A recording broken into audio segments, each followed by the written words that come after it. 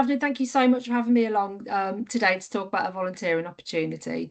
My name is Rachel Wilson. I work for Circles South East.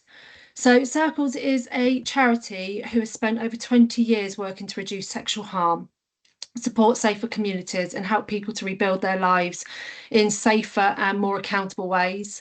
I know it's a bit of a niche market of volunteering and it's a really sensitive and sometimes challenging area of work, but it's also really deeply meaningful, and our work has been proven to reduce the likelihood of further harm for individuals that we work with.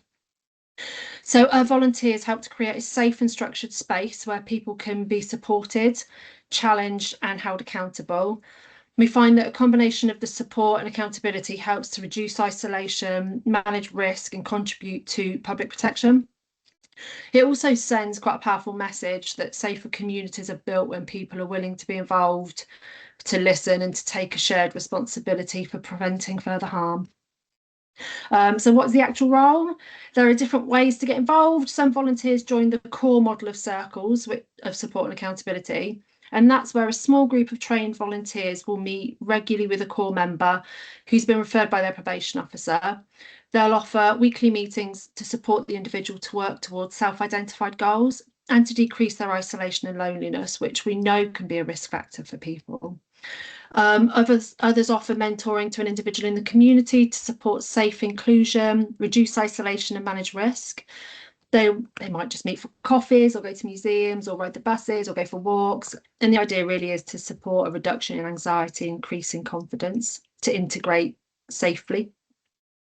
For some people, they choose to work in our prevention services, where you support support an individual who has unmet needs and they're at risk of going on to potentially cause harm. Volunteers support these individuals to get their needs met by really healthy pro-social means to reduce the risk. We also have a free counselling service where our trained volunteer counsellors support people who've been impacted by sexual harm, including survivors, family members or perpetrators. So each role is limited, time limited, and that depends on the role, but it can be for up to a year to 18 months and it's about an hour a week. The volunteers, they're our magic ingredient. We can't do things without them. They offer they offer a non-professional and less formal relationship, which allows people to really have an experience of building positive and everyday relationships and practice relating to others in healthy ways in a way that they don't with probation or the police that they work with. So what can volunteers expect? We find that although the role's challenging, people say that it has helped them think more critically, become more thoughtful and mindful of their own judgments and perceptions, and overall has been incredibly rewarding and valuable.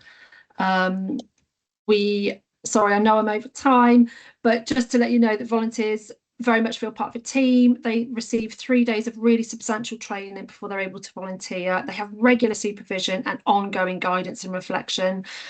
And as a coordinator, our job is to make sure our volunteers sleep really well at night.